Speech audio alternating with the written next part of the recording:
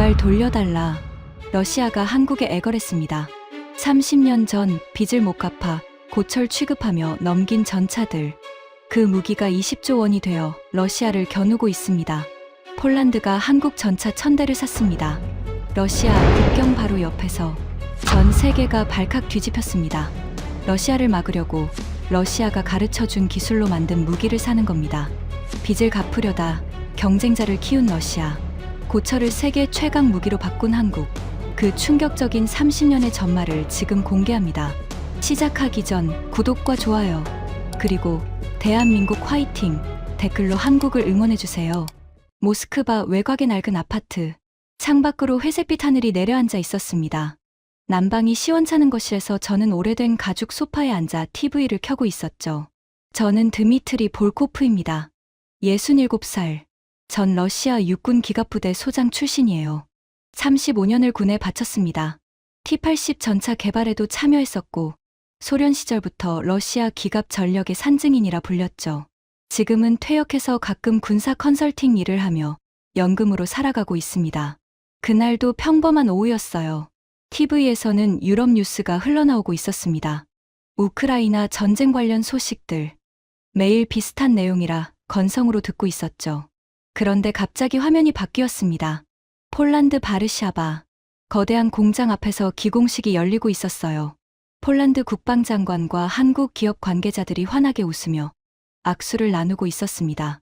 앵커의 목소리가 또렷하게 들려왔습니다. 폴란드가 한국과 역대 최대 규모의 방산 계약을 체결했습니다. K2 전차 1000대, K9 자주포 648문, FA-50 경공격기 48대, 천무 다연장 로켓 288문. 총 계약 규모는 약 20조 원에 달합니다. 저는 손에 들고 있던 찻잔을 떨어뜨렸습니다. 뜨거운 차가 바지에 쏟아졌지만 느끼지도 못했어요. 뭐라고요? K2 전차 1000대? 20조 원? 귀를 의심했습니다. 숫자를 잘못 들은 줄 알았어요. 화면에는 K2 전차가 폴란드 평원을 질주하는 영상이 나오고 있었습니다. 55톤의 검은 철마가 눈 덮인 벌판을 가르며 달렸죠. 포탑이 회전하더니 정확하게 표적을 맞췄습니다. 저는 눈을 비볐습니다. 한국이라고? 한국. 이번 계약으로 폴란드는 유럽 최대의 지상군 전력을 보유하게 됩니다. 특히 주목할 점은 폴란드가 독일의 레오파르트, 이나 미국의 에이브럼스 대신 한국 전차를 선택했다는 것입니다. 저는 벌떡 일어났습니다. 심장이 미친 듯이 뛰기 시작했어요. 관자놀이가 욱신거렸습니다. 독일을 제치고, 미국을 제치고, 한국이, 그 작은 나라가? 저는 급하게 리모컨을 잡았습니다. 채널을 돌렸어요. BBC에서도 같은 뉴스를 하고 있었습니다. 한국은 이번 폴란드 계약을 시작으로 유럽 방산 시장의 새로운 강자로 떠오르고 있습니다. 노르웨이, 에스토니아, 핀란드, 루마니아까지 한국 무기 도입을 검토 중입니다. 저는 TV 앞으로 다가갔습니다. 화면 속 K2 전차를 뚫어지게 쳐다봤어요. 저 전차가 정말 한국이 만든 거라고? 머릿속이 하얘졌습니다. 30년 전 기억이 번개처럼 스쳤어요. 1995년, 러시아가 빚더미에 앉았을 때, 우리는 한국에서 빌린 돈을 갚지 못했습니다. 15억 달러. 지금 가치로 환산하면 수조 원이 넘는 돈이었죠. 그래서 우리는 무기로 갚았습니다. T-80U 전차 33대, BMP-3장갑차 70대, 이글라 대공 미사일, 메티스-M 대전차 미사일. 당시 러시아 지상군의 핵심 장비들이었어요. 저도 그 거래에 관여했었습니다. 넘길 장비 목록을 검토하는 회의에 참석했었거든요. 그때 우리가 뭐라고 했는지 기억납니다. 국방부 회의실에서 장성들이 배를 잡고 웃었어요. 한국이 뭘 안다고 우리 전차를 가져가. 분해도 못할걸? 미국 무기 쓰는 나라가 러시아 전차를 굴릴 수 있겠어. 기름 넣는 것도 다른데. 기껏해야 박물관에 전시하겠지. 아니면 녹슬어서 고철로 팔거나. 우리는 그렇게 비웃었습니다. 당연하다고 생각했어요. 한국, 그 나라가 뭘 알아? 625대 우리가 도와줬던 나라잖아. 60년대까지 세계 최빈국이었던 나라잖아. 자동차도 제대로 못 만들던 나라가 전차를 이해할 수 있겠어? 러시아 전차는 그렇게 단순하지 않아. 설계 철학부터 다르거든. 서방은 승무원 보호가 우선이야. 전차가 맞으면 승무원이 탈출할 수 있게 설계하지. 하지만 우리는 달라. 전차가 맞으면 싸워서 이기는 거야. 자동장전 장치로 승무원을 3명으로 줄이고 그만큼 장갑을 두껍게 하고 화력을 높이는 거지. 이 철학을 이해하려면 수십 년이 걸려. 한국 같은 나라가 따라올 수 있는 게 아니야. 우리는 그렇게 확신했습니다. 아니, 비웃었죠. 그런데 지금 TV 화면에서는 뭐라고 하고 있습니까? 한국이 전차를 1000대 수출한다고요? 그것도 폴란드에? 나토 회원국에? 러시아 바로 옆 나라에? 미국과 독일을 제치고? 저는 소파에 털썩 주저앉았습니다. 다리에 힘이 풀렸어요. 이게 무슨 일이지? 30년 전에 우리가 빚대신 넘긴 그 장비들, 녹슬라고 줬던 그 고철들. 설마 그게 지금 이 결과와 연결된 건가? 바로 그때 전화벨이 울렸습니다. 화면을 보니 안드레이였어요. 제 후배입니다. 지금 러시아 국방부에서 대령으로 근무하고 있죠. 저는 떨리는 손으로 전화를 받았습니다. 선배님, TV 보셨습니까? 안드레이의 목소리가 급했습니다. 지금 보고 있어. 폴란드 건 말입니다. 한국 전차요. 알아. 1000대라며? 네. 그것만이 아닙니다. 안드레이가 한숨을 쉬더니 말을 이었습니다. 지금 국방부가 발칵 뒤집혔습니다. 장관이 긴급 회의를 소집했어요. 한국 방산 관련 자료를 전부 가져오래요. 뭐, 선배님, 솔직히 말씀드릴게요. 안드레이가 목소리를 낮췄습니다. 저도 방금까지 한국을 우습게 봤습니다. 폴란드 계약? 일시적인 거라고 생각했어요. 급하니까 싼 거 사는 거지, 뭐 이렇게요. 그런데 자료를 보니까요. 한국 K2 전차 단가가 대당 85억 원입니다. 그래서 독일 레오파르트 2가 160억 원이에요.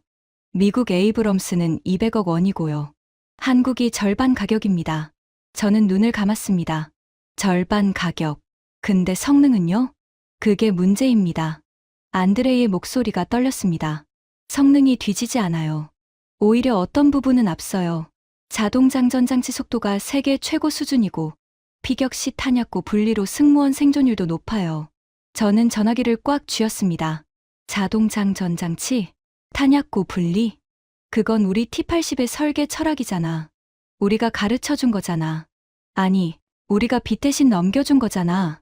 선배님, 안드레이가 조심스럽게 말했습니다. 혹시 기억나세요?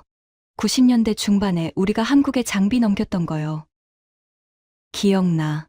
그때 넘긴 장비 중에 T-80U가 있었잖아요. 알아. 지금 K2 전차 보면요.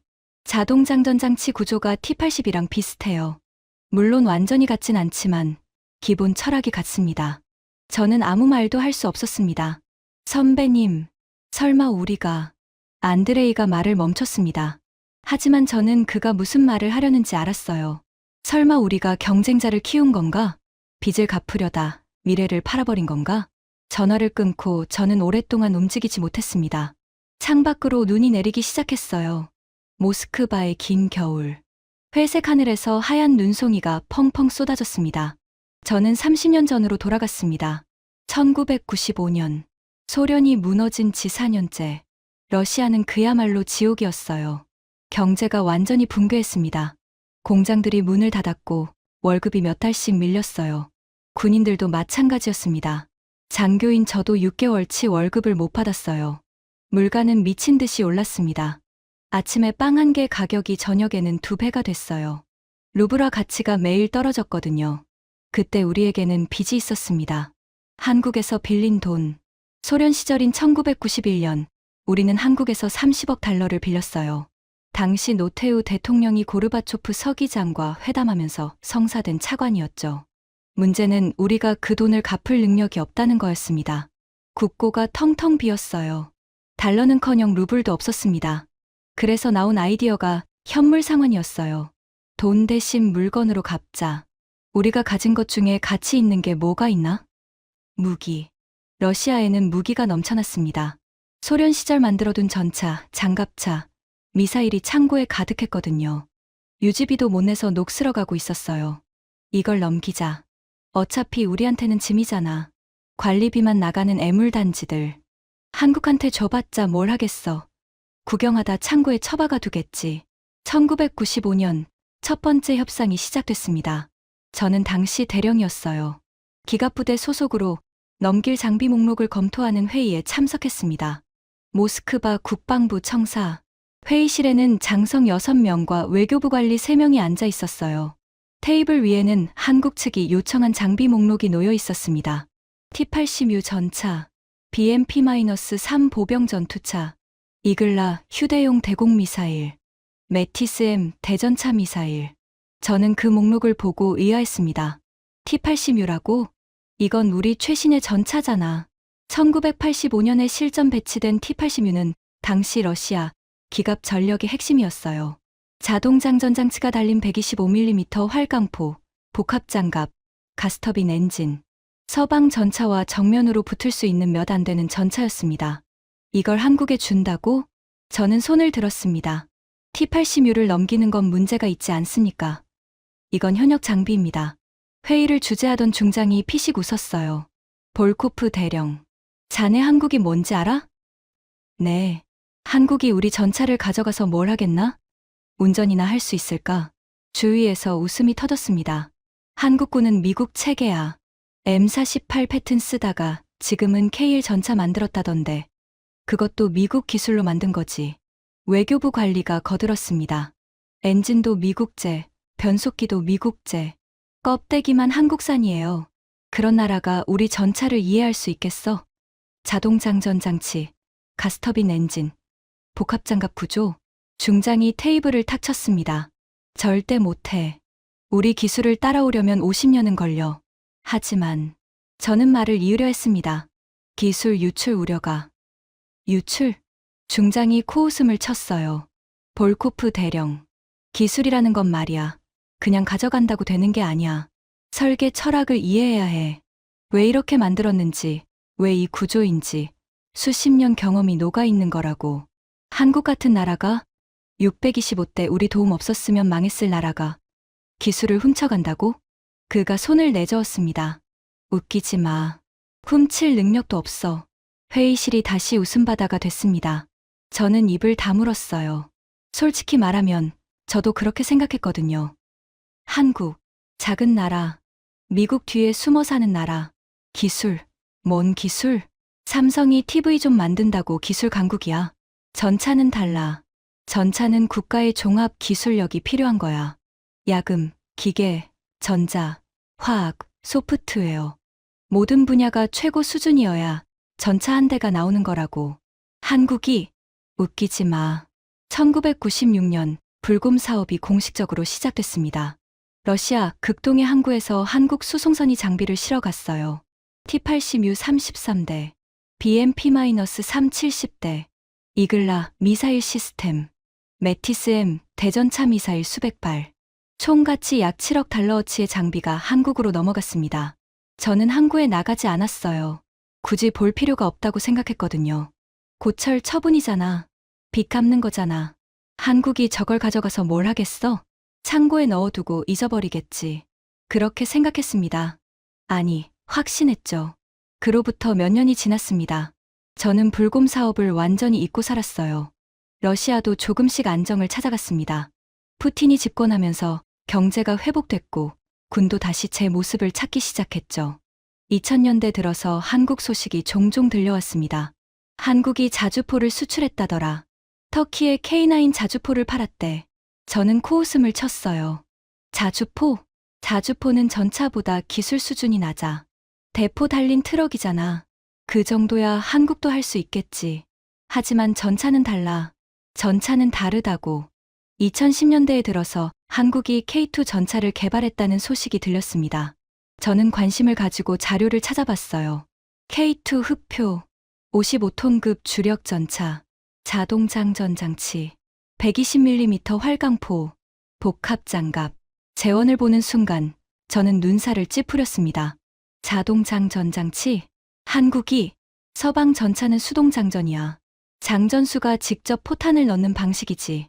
미국 에이브럼스도, 독일 레오파르트도, 영국 챌린저도 전부 수동 장전이야.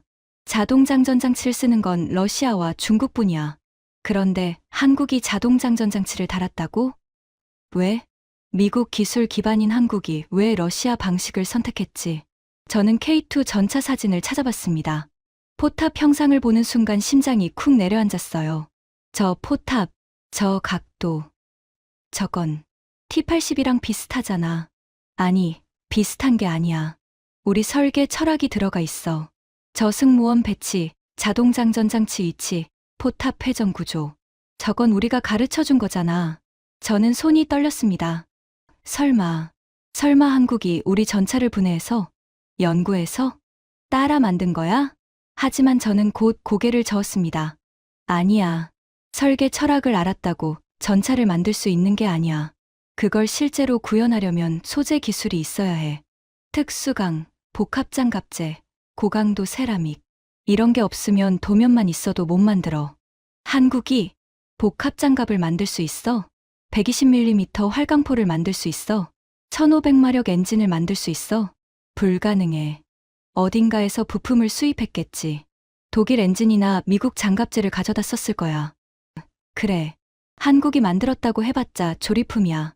핵심 부품은 전부 수입품일 거라고. 저는 그렇게 스스로를 납득시켰습니다. 한국은 여전히 기술 후진국이야. 우리를 따라올 수 없어.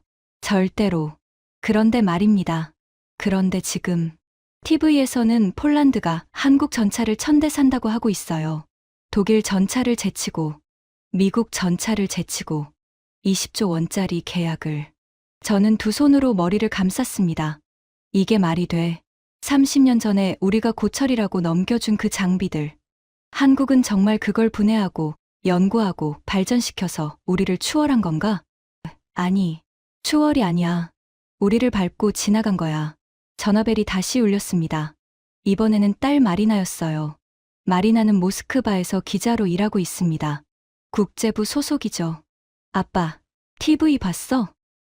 봤다. 폴란드 건 말이야. 한국 전차.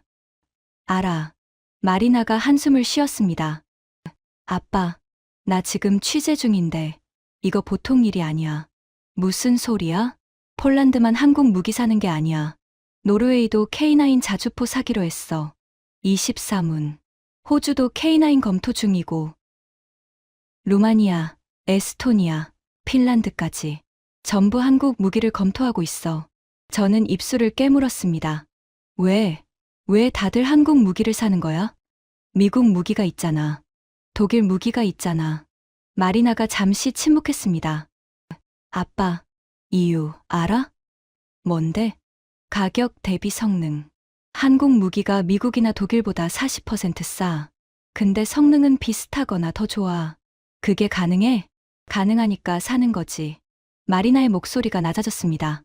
그리고 하나 더 있어. 뭔데? 납기.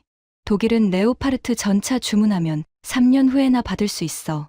생산 라인이 없거든. 미국 에이브럼스는 더 오래 걸려. 한국은 6개월. 한국은 주문하면 6개월 안에 납품해. 저는 전화기를 떨어뜨릴 뻔했습니다. 6개월? 전차를 6개월 안에 납품한다고? 아빠, 한국 현대로템 공장이 연간 전차 200대 생산 가능해. 필요하면 더 늘릴 수도 있대. 독일은 연간 20대도 못 만들어. 라인 자체가 없으니까. 저는 창밖을 바라봤습니다. 눈이 더 세차게 내리고 있었어요. 30년 동안 대체 무슨 일이 있었던 거지? 우리가 고철이라고 버린 그 장비들을 가져간 한국. 그 한국이 지금 세계 방산 시장을 휩쓸고 있다고? 독일을 제치고? 미국을 제치고? 저는 주먹을 불끈 쥐었습니다. 이건 확인해 봐야 해. 직접 눈으로 봐야 해. 저는 컴퓨터를 켰습니다. 한국 K2 전차. 검색어를 입력했어요. 화면에 수백 개의 결과가 떴습니다. 영상, 기사, 분석 자료. 저는 하나하나 클릭하기 시작했습니다. 심장이 빠르게 뛰었어요. 마치 30년 전 내가 무시했던 것들이 복수하러 오는 것 같았습니다. 무시하지 말았어야 했는데, 코웃음 치지 말았어야 했는데, 그때 우리가 틀렸던 거야. 저는 아직 그걸 인정하고 싶지 않았습니다. 하지만 화면 속 K2 전차가 저를 비웃고 있는 것 같았어요. 30년 전, 당신들이 우리를 비웃었죠? 이제 우리 차례입니다. 컴퓨터 화면 앞에 앉은 지 3시간이 지났습니다. 창밖은 이미 어두워져 있었어요. 모스크바의 이른 겨울밤. 가로등 불빛에 눈송이가 반짝이고 있었죠. 저는 화면에서 눈을 뗄 수가 없었습니다.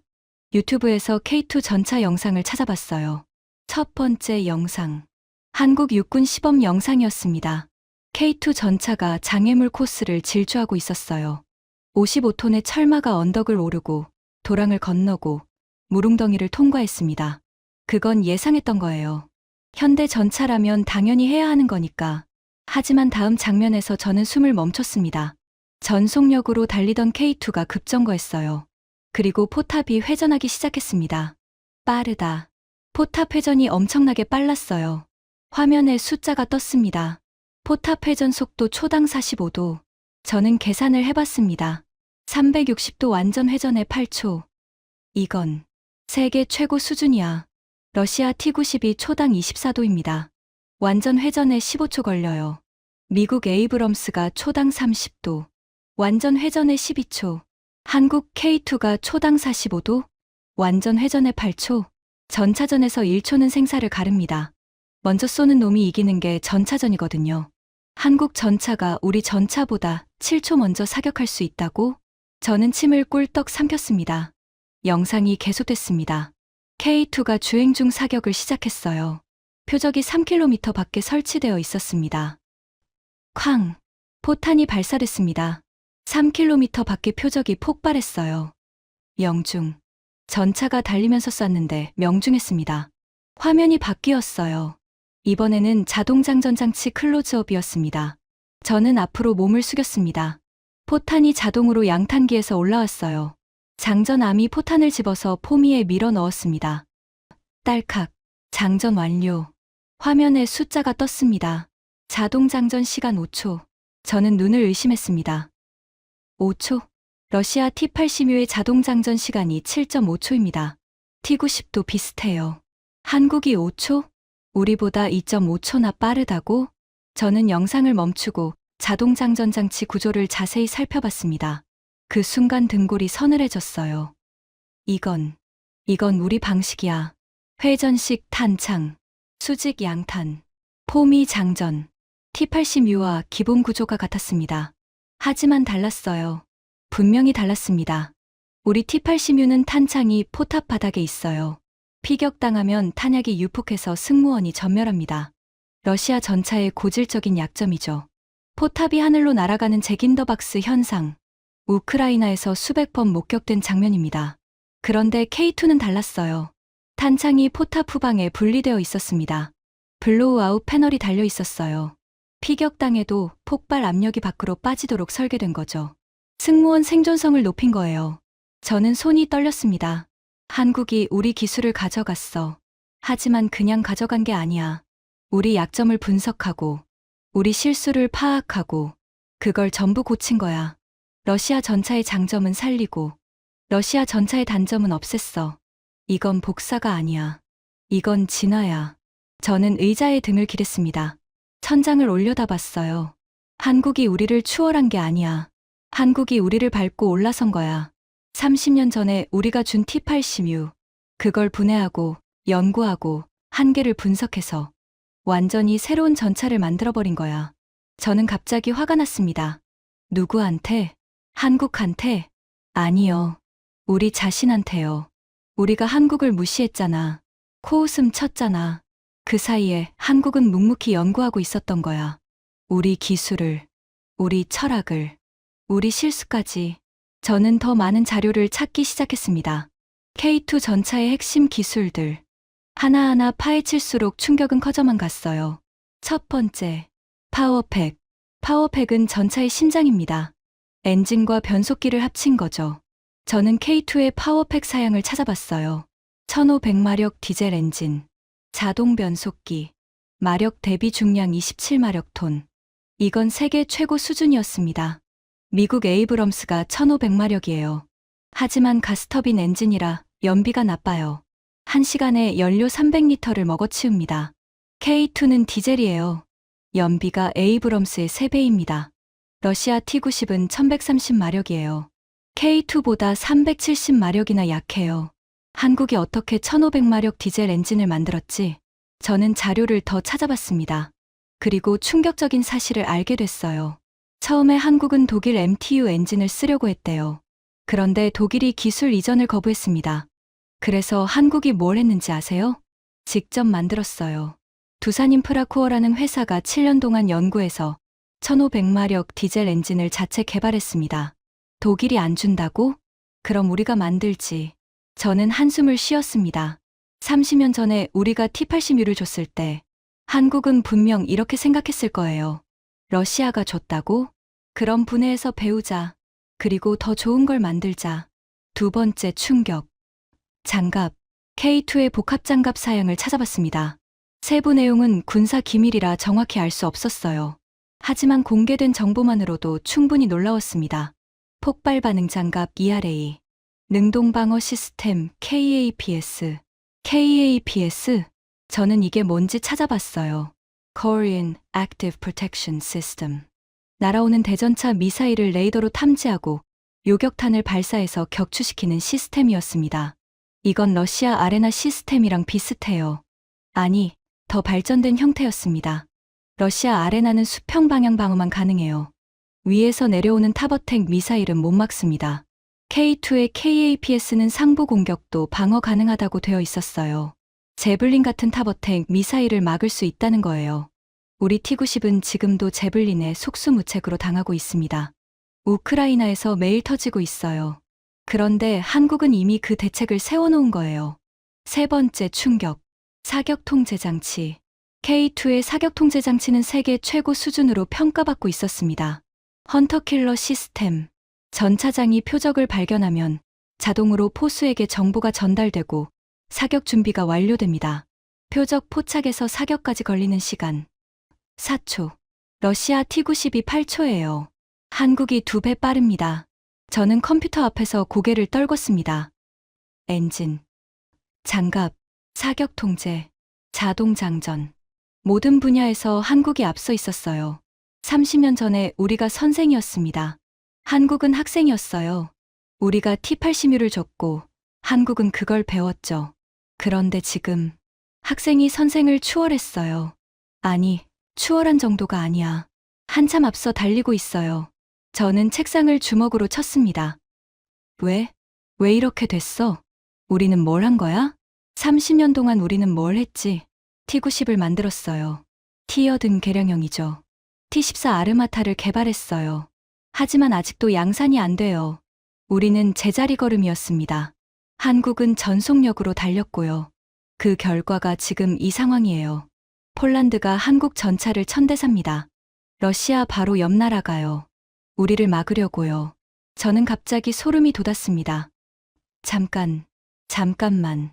폴란드가 왜 한국 전차를 사는 거지? 독일 전차가 있잖아. 레오파르트 2점. 미국 전차가 있잖아. 에이브럼스. 왜 굳이 한국 전차를? 저는 뉴스 기사를 다시 찾아봤습니다. 그리고 답을 찾았어요. 폴란드 국방장관 인터뷰. 우리는 러시아의 위협에 대응해야 합니다. 그러려면 지금 당장 전차가 필요해요. 독일은 3년을 기다리래요. 미국은 더 오래 걸린대요. 한국은 6개월 안에 준다고 했습니다. 가격도 중요했습니다. 같은 예산으로 독일 전차 500대를 살 수 있어요. 한국 전차는 1000대를 살 수 있습니다. 성능이요? 직접 테스트해봤습니다. K2는 레오파르트 EH7과 동등하거나 일부 영역에서는 더 뛰어납니다. 저는 기사를 읽으면서 손이 떨렸습니다. 독일과 동등하거나 더 뛰어나다. 가격은 절반. 납기는 6배 빠르다. 이러니 안 사고 배길 수 있겠어요? 저는 한 가지 더 깨달았습니다. 폴란드가 한국 전차를 사는 이유. 러시아를 막으려고요. 러시아 전차를 상대하려고 한국 전차를 사는 거예요. 그런데 한국 전차의 기술적 뿌리는 어디입니까? 러시아예요. 30년 전에 우리가 준 T-80U예요. 웃기지 않아요? 러시아를 막으려고 러시아가 가르쳐준 기술로 만든 전차를 사는 거예요. 저는 쓴웃음을 지었습니다. 이게 아이러니가 아니면 뭐예요? 혼자만의 판단으로는 부족했습니다. 저는 더 많은 정보가 필요했어요. 다른 나라들은 어떻게 생각하는지, 전문가들은 뭐라고 하는지. 먼저 미국 쪽 반응을 찾아봤습니다. 미국 국방부 보고서, 의회 청문회 자료, 군사 전문 매체 기사. 하나하나 읽어나갔어요. 미 육군 기갑센터 소장 인터뷰. 한국의 K2는 매우 인상적인 전차입니다. 우리 에이브럼스와 비교해도 여러 영역에서 경쟁력이 있어요. 특히 자동장전 장치와 능동방어 시스템은 우리가 아직 실전 배치하지 못한 기술입니다. 솔직히 말하면 한국이 이렇게 빨리 발전할 줄 몰랐습니다. 저는 눈을 의심했습니다. 미국이 한국을 인정하고 있어요. 세계 최강 미군이요. 다음은 독일. 독일 연방군 기갑부대 사령관 인터뷰. 폴란드가 우리 레오파르트 대신 한국 K2를 선택한 것은 충격이었습니다. 우리는 생산 능력에 문제가 있습니다. 냉전 이후 방산 기반을 많이 줄였거든요. 한국은 그렇지 않았습니다. 꾸준히 투자하고 발전시켰어요. 그 결과가 지금 나타난 겁니다. 독일도 인정하고 있었습니다. 유럽 최강의 기갑 기술을 가진 독일이요. 저는 계속 자료를 찾았습니다. 영국 국제전략문제연구소 보고서. 한국은 지난 30년간 세계에서 가장 빠르게 성장한 방산 국가입니다. 1990년대 초 한국의 방산 수출액은 연간 5억 달러 미만이었습니다. 2023년 한국의 방산 수출액은 170억 달러를 돌파했습니다. 30년 만에 34배 성장한 겁니다. 현재 한국은 세계 9위의 무기 수출국이며 일부 품목에서는 5위권 안에 들어갑니다. 저는 숫자를 다시 확인했습니다. 5억 달러에서 170억 달러. 34배. 30년 만에. 이건 기적이 아닌가요? 그때 더 충격적인 자료를 발견했습니다.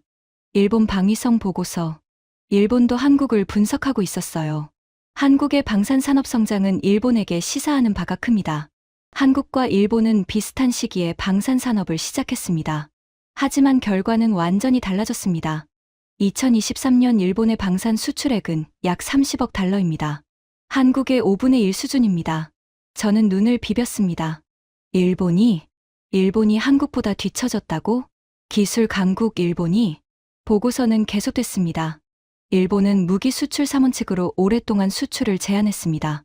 그 결과 국제 경쟁력을 잃었습니다. 한국은 적극적으로 수출 시장을 개척했습니다. 터키, 인도네시아, 폴란드 등 다양한 국가에 무기를 수출하며 기술을 발전시켰습니다. 내수만으로는 방산산업을 키울 수 없습니다. 한국은 그걸 일찍 깨달았고 일본은 뒤늦게 깨달았습니다. 저는 의자에 깊이 파묻혔습니다. 미국도 인정하고 독일도 인정하고 일본도 인정하고 세계가 한국을 인정하고 있어요. 30년 전에 우리가 코웃음 쳤던 그 나라를요. 그때 안드레이한테서 전화가 왔습니다. 선배님, 지금 통화 가능하세요? 응. 무슨 일이야? 자료를 보내드릴게요. 선배님이 보셔야 할 것 같아서. 잠시 후 이메일이 도착했습니다. 러시아 국방부 내부 보고서였어요. 비공개 자료. 제목 한국 방산 산업 분석 및 대응 방안. 저는 떨리는 손으로 파일을 열었습니다. 첫 페이지부터 충격이었어요. 한국의 방산 기술은 일부 영역에서 러시아를 추월했습니다. 특히 전자장비, 사격 통제, 능동방어 분야에서 한국이 앞서 있습니다.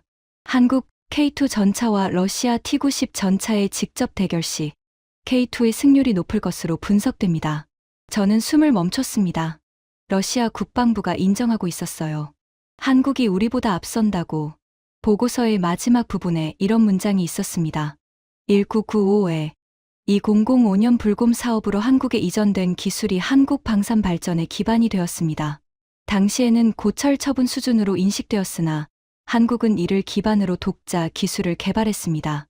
결과적으로 러시아는 미래의 경쟁자를 스스로 육성한 셈입니다. 저는 노트북을 덮었습니다.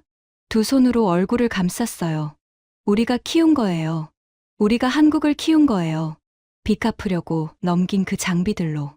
고철이라고 비웃으면서 줬던 그 무기들로. 한국은 기술을 배웠고, 한국은 발전시켰고, 한국은 우리를 추월했어요. 그리고 지금 그 기술이 러시아를 겨누고 있습니다. 폴란드에서, 노르웨이에서, 핀란드에서, 러시아 국경 바로 옆에서. 밤이 깊어갔습니다. 시계를 보니 새벽 2시였어요. 저는 계속 자료를 보고 있었습니다. 눈이 따갑고 목이 말랐지만 멈출 수가 없었어요. 그때 거실 한쪽에 있는 책장이 눈에 들어왔습니다. 아버지의 유품이 담긴 상자가 있었어요. 아버지, 이반 볼코프, 소련 시절 우랄바곤자보드에서 전차를 설계했던 엔지니어셨습니다. T-62, T-72 티어등 개발에 참여하셨죠. 저는 아버지의 상자를 열었습니다. 오래된 서류들, 바렌 사진들, 낡은 수첩. 아버지는 1998년에 돌아가셨어요. 불곰 사업이 진행되던 시기였죠. 저는 아버지의 수첩을 펼쳤습니다. 러시아어로 빼곡하게 적힌 글씨, 기술 노트였어요. 티어등 개발 당시의 기록들이었습니다. 페이지를 넘기다가 한 구절에서 멈췄습니다. 오늘 한국으로 보낼 T-86 목록을 확인했다. 드미트리가 걱정하던데 나도 같은 생각이다. 기술은 전파된다. 우리가 아무리 막아도 결국 퍼져나간다. 문제는 받는 쪽이 뭘 하느냐다. 한국은 작은 나라다. 하지만 배우려는 의지가 강한 나라다. 그들이 T-80을 분해하면 뭘 깨달을까? 우리의 강점을 배우겠지. 하지만 우리의 약점도 볼 것이다. 그리고 고칠 것이다. 30년 후 어쩌면 그들이 우리를 가르치게 될지도 모른다. 저는 수첩을 떨어뜨렸습니다. 손이 떨렸어요. 아버지는 알고 계셨어요. 30년 전에 이미 저는 무릎을 꿇었습니다. 아버지의 예언이 맞았어요. 한국은 T-80을 분해했고 강점을 배웠고 약점을 고쳤고 30년 후 우리를 추월했어요. 아버지는 그걸 보지 못하고 돌아가셨지만 저는 지금 그 결과를 보고 있습니다. 눈물이 흘렀습니다. 왜 눈물이 나는지 모르겠어요. 분한 건지, 슬픈 건지, 아니면 아버지가 그리운 건지. 아버지의 수첩을 계속 읽었습니다. 마지막 페이지에 이런 글이 있었어요. 드미트리에게 기술은 물처럼 흐른다. 막으려 해도 결국 낮은 곳으로 간다. 중요한 건 흐름을 막는 게 아니라 우리가 계속 높은 곳에 있는 것이다. 한 자리에 머무르면 추월당한다. 계속 올라가야 앞서갈 수 있다. 러시아는 위대한 나라다. 하지만 위대함에 취해 멈추면 안 된다. 내가 죽고 난 후에도 넌 계속 앞으로 나아가거라. 저는 수첩을 가슴에 안았습니다. 아버지, 죄송합니다. 아버지의 당부를 잊고 있었어요. 우리는 멈춰 있었습니다. 소련의 유산에 취해서, 과거의 영광에 갇혀서, 그 사이에 한국은 달렸어요. 멈추지 않고, 쉬지 않고, 그리고 우리를 앞질렀습니다. 아버지가 평생을 바쳐 만든 기술. 그게 한국 땅에서 꽃을 피웠어요. 우리 땅에서는 녹슬어가고 있는데, 저는 창밖을 바라봤습니다. 눈이 그치고 하늘이 맑아지고 있었어요. 동쪽 하늘이 희미하게 밝아오고 있었습니다. 새벽이 오고 있었어요. 저는 결심했습니다. 인정해야 해. 한국이 우리를 앞섰다는 걸. 우리가 틀렸다는 걸. 30년 전에 비웃지 말았어야 했다는 걸. 아침이 밝았습니다. 뜬 눈으로 밤을 새웠지만 피곤하지 않았어요. 오히려 머리가 맑아진 느낌이었습니다. 저는 안드레이에게 전화를 걸었습니다. 선배님, 밤새 안 주무셨어요? 응. 자료를 보느라. 무슨 생각하세요? 저는 잠시 침묵했습니다. 그리고 말했어요.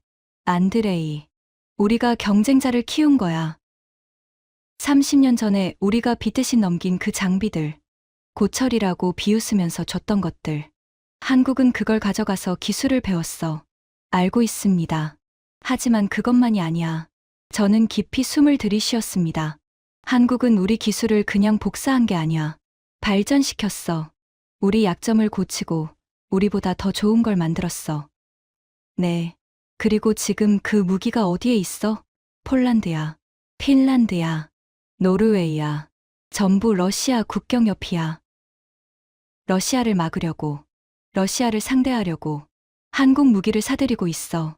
안드레이가 한숨을 쉬었습니다. 역설이죠. 그래, 역설이야.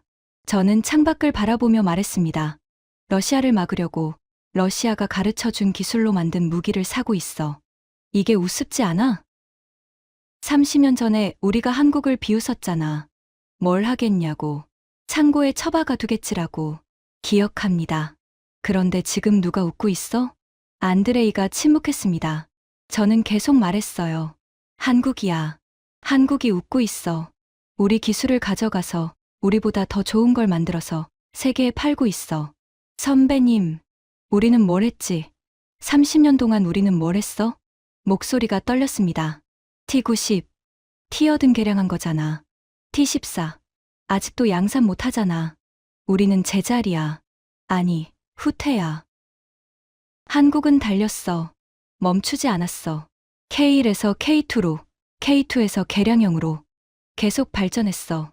그리고 우리를 추월했습니다. 추월이 아니야. 저는 단호하게 말했습니다.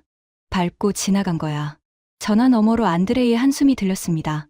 선배님, 지금 국방부 분위기가 심상치 않습니다. 왜? 폴란드 건 때문에 장관이 경로했어요. 보고서 올리라고 호통쳤습니다. 어떻게 한국이 이렇게 됐냐고. 뭐라고 보고할 건데? 안드레이가 잠시 망설였습니다. 선배님, 솔직히 뭐라고 써야 할지 모르겠습니다. 진실을 써. 네. 우리가 한국을 키웠다고. 빚 갚으려고 기술을 넘겼고, 한국은 그걸 발전시켜서 우리를 추월했다고. 우리가 30년 동안 멈춰 있는 사이에 그렇게 쓰면 잘리는데요. 그래도 진실이잖아. 안드레이가 쓴웃음을 지었습니다. 선배님은 퇴역하셔서 그렇게 말씀하실 수 있는 거예요. 그래. 나는 자유롭지. 그래서 말할 수 있어. 저는 숨을 고르고 말했습니다. 안드레이, 이건 꼭 기억해. 뭐요? 오만함이 우리를 망쳤어. 한국을 무시했던 그 오만함. 우리가 최고라는 착각. 그게 우리를 멈추게 했어. 한국은 겸손했어. 배울 게 있으면 배웠어. 우리한테도, 미국한테도, 독일한테도. 그리고 다 합쳐서 자기만의 걸 만들었어. 결과가 K2죠. 그래, 결과가 K2야. 러시아 철학의 서방 기술을 합친 세계 최고 수준의 전차. 저는 한숨을 쉬었습니다. 우리는 빚을 갚으려다 미래를 팔았어. 눈앞의 이익을 보려다 30년 후를 잃었어. 이게 역설이야. 이게 교훈이야. 전화를 끊고 저는 한참 동안 가만히 앉아 있었습니다.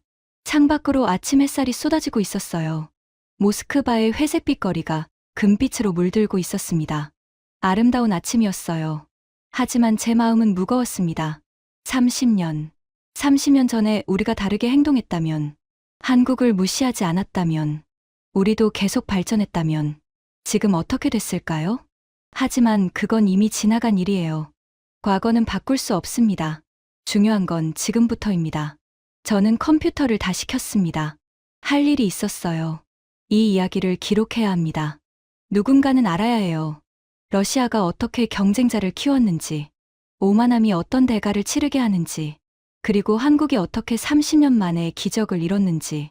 며칠이 지났습니다. 저는 그동안 모은 자료를 정리하고 있었어요.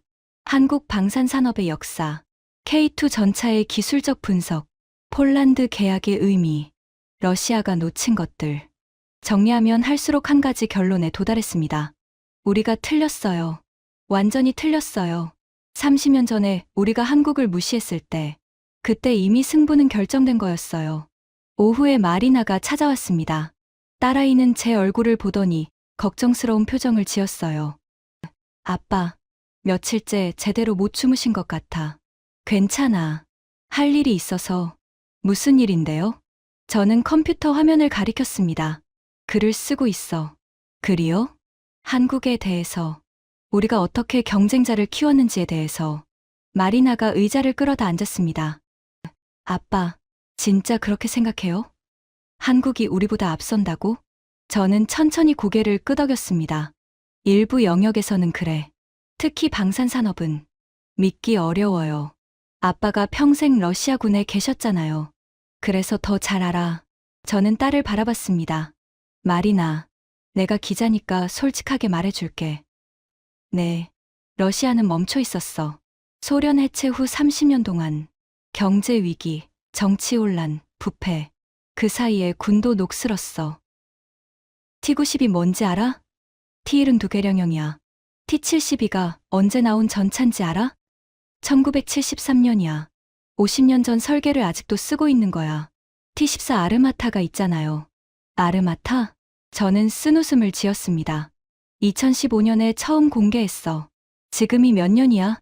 10년 가까이 됐는데 아직도 양산 못해. 시제품만 몇 대 굴리고 있어. 왜요? 돈이 없어서. 기술이 부족해서. 부품을 못 만들어서. 이유는 많아. 마리나가 조용히 듣고 있었습니다. 그 사이에 한국은 뭘 했는지 알아? K를 만들었어. 1987년에 미국 기술을 도입해서. 그건 복사 아니에요? 처음에는 그랬지. 하지만 거기서 멈추지 않았어. 저는 화면을 가리켰습니다. K1의 1점, K1의 2점 계속 개량했어. 그리고 2014년에 K2를 만들었어. 완전히 새로운 전차를. K2에는 한국 독자 기술이 들어가 있어. 자동 장전 장치, 복합 장갑, 능동 방어 시스템. 전부 한국이 개발한 거야. 어떻게요? 배웠으니까. 저는 아버지의 수첩을 꺼내 보여줬습니다. 할아버지가 쓴 거야. 30년 전에. 마리나가 수첩을 읽었습니다. 한참을 읽더니 눈이 커졌어요. 할아버지가 예언한 거예요? 한국이 우리를 추월할 거라고? 예언이라기보다 경고였지. 하지만 아무도 안 들었어. 저는 수첩을 받아 가슴에 안았습니다. 우리는 오만했어. 소련 시절의 영광에 취해 있었지. 세계 2위 강대국이었으니까. 미국과 맞먹는 군사력을 가졌으니까. 그래서 한국 같은 작은 나라를 무시했어. 우습게 봤어. 뭘 하겠냐고. 창고에 처박아 두겠지라고. 저는 고개를 숙였습니다. 그게 실수였어. 치명적인 실수. 마리나가 조심스럽게 물었습니다. 아빠, 후회해요? 저는 한참 동안 대답하지 못했습니다. 후회하느냐고요? 물론이죠. 30년 전으로 돌아갈 수 있다면 그때 회의실에서 손을 들고 말했을 거예요. 한국을 무시하면 안 됩니다. 저들은 배울 겁니다. 발전할 겁니다. 언젠가 우리를 추월할 겁니다. 하지만 과거는 바꿀 수 없어요. 후회하지. 저는 천천히 말했습니다. 하지만 후회만 해서는 안 돼. 인정해야 해. 우리가 틀렸다는 걸. 한국이 잘했다는 걸. 그리고 배워야 해. 한국이 어떻게 했는지. 30년 만에 어떻게 기적을 이뤘는지. 마리나가 고개를 끄덕였습니다. 아빠 글. 기대할게요. 딸이 돌아간 후 저는 다시 컴퓨터 앞에 앉았습니다. 글을 마무리해야 했어요. 30년간의 기록. 러시아의 실수. 한국의 승리. 그리고 교훈. 저는 키보드 위에 손을 올렸습니다. 그리고 쓰기 시작했어요. 글을 다 쓴 건 그 주 금요일 밤이었습니다. 모스크바에 다시 눈이 내리고 있었어요. 창밖을 바라보며 저는 생각에 잠겼습니다. 30년 전에 소련이 무너지고 러시아가 빚더미에 앉았을 때 우리는 살아남기 위해 무기를 팔았어요. 한국에. 그때 우리는 몰랐습니다. 그 무기들이 30년 후에 우리를 겨누게 될 줄은. 아이러니하죠. 러시아를 막으려고 러시아가 가르쳐준 기술로 만든 무기를 사는 거예요. 폴란드가, 노르웨이가, 핀란드가, 러시아 국경 바로 옆에서. 저는 쓴웃음을 지었습니다. 이게 역사의 아이러니입니다. 이게 오만함의 대가입니다. 우리는 한국을 무시했어요.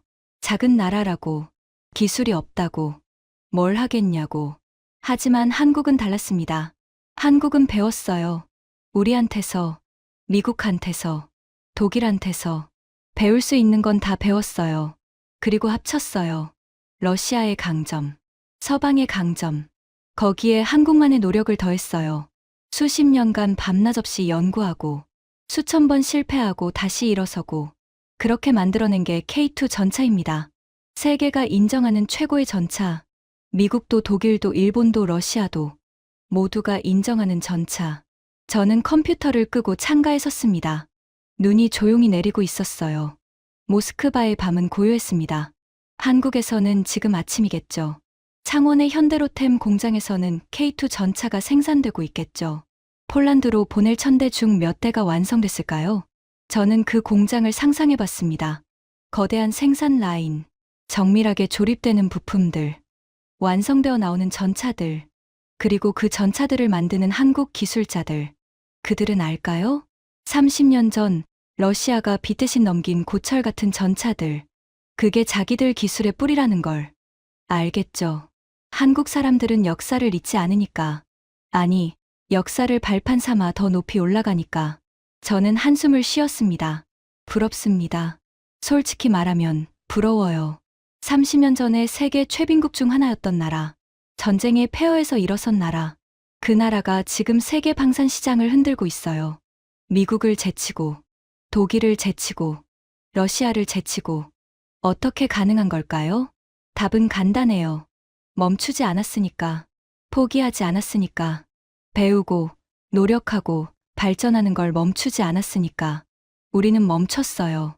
소련의 유산에 기대어, 과거의 영광에 취해서, 그래서 추월당했어요. 밟히고 지나갔어요. 이건 한국이 대단한 게 아니에요. 아니, 한국이 대단한 거 맞아요. 하지만 더 중요한 건 우리가 스스로를 망쳤다는 거예요. 오만함으로, 게으름으로, 무시하는 마음으로. 저는 아버지의 수첩을 다시 꺼냈습니다. 마지막 페이지를 펼쳤어요. 한 자리에 머무르면 추월당한다. 계속 올라가야 앞서갈 수 있다. 아버지 말씀이 맞았어요. 우리는 멈췄고, 한국은 올라갔어요. 그 결과가 지금입니다.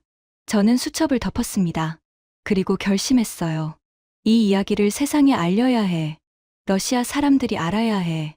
우리가 왜 이렇게 됐는지, 한국이 어떻게 저렇게 됐는지, 오만함이 어떤 대가를 치르게 하는지.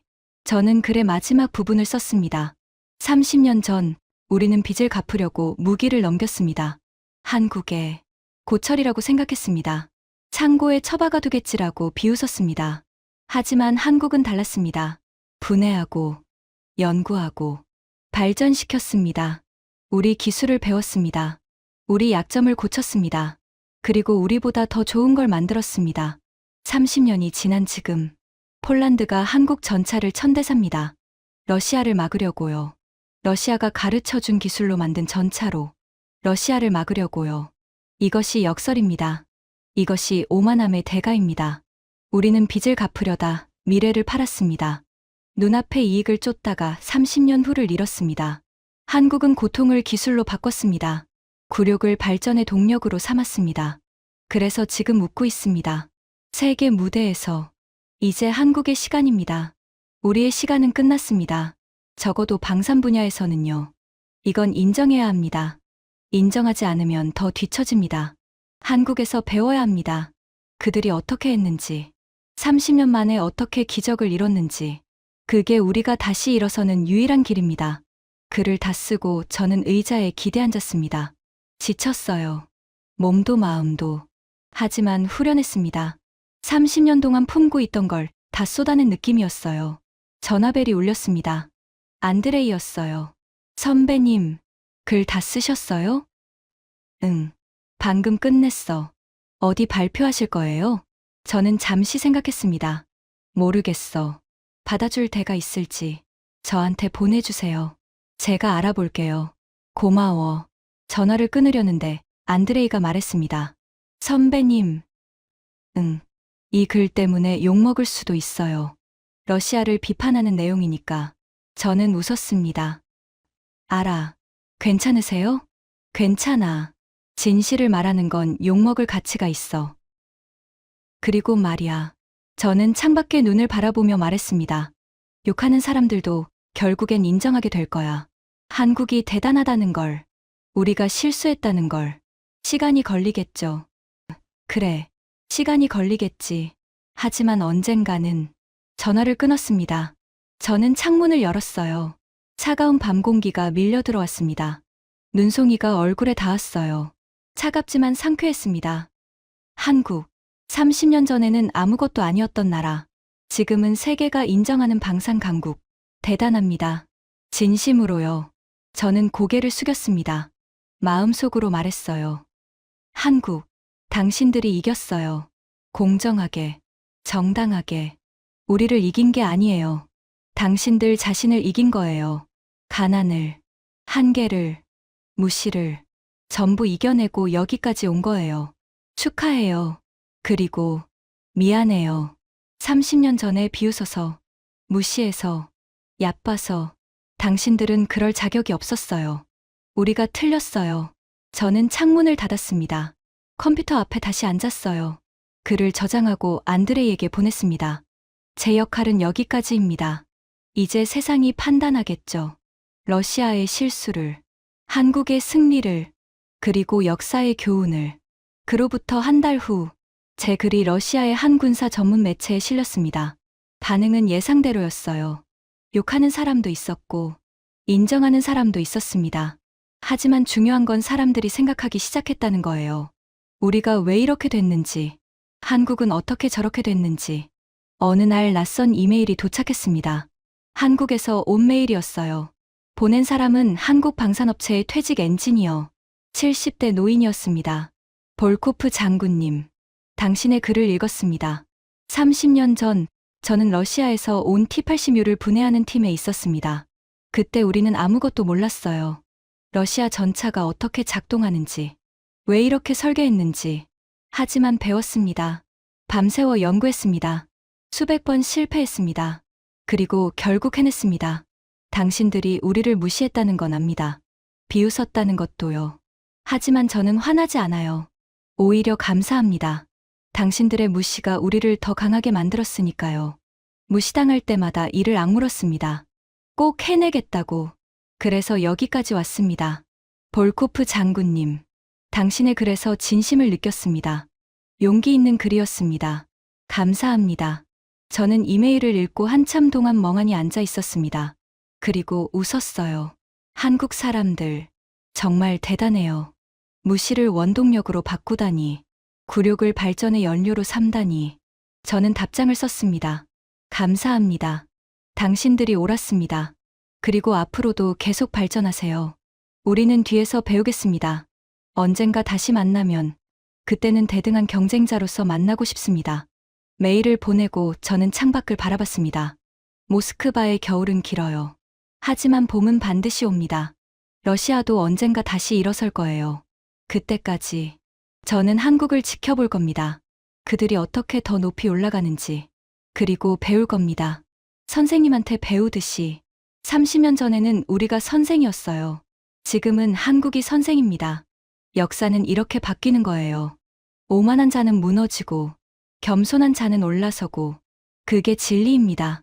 지금까지 30년 전 러시아가 고철이라 비웃으며 넘긴 무기가 어떻게 세계 최강이 됐는지, 그 충격적인 역전의 이야기였습니다. 무시당할 때 포기하지 않았습니다. 비웃음 받을 때 이를 악물었습니다. 그리고 30년 후 세계가 줄 서서 우리 무기를 사고 있습니다. 고통을 기술로 바꾼 나라, 굴욕을 승리로 뒤집은 나라. 그게 바로 대한민국입니다. 오늘 이 이야기가 자랑스러우셨다면 주변에 널리 공유해 주세요. 우리가 얼마나 대단한 나라에 살고 있는지 더 많은 분들이 아셨으면 좋겠습니다. 구독과 좋아요, 알림 설정까지 부탁드립니다. 지금까지 감동테라였습니다. 감사합니다.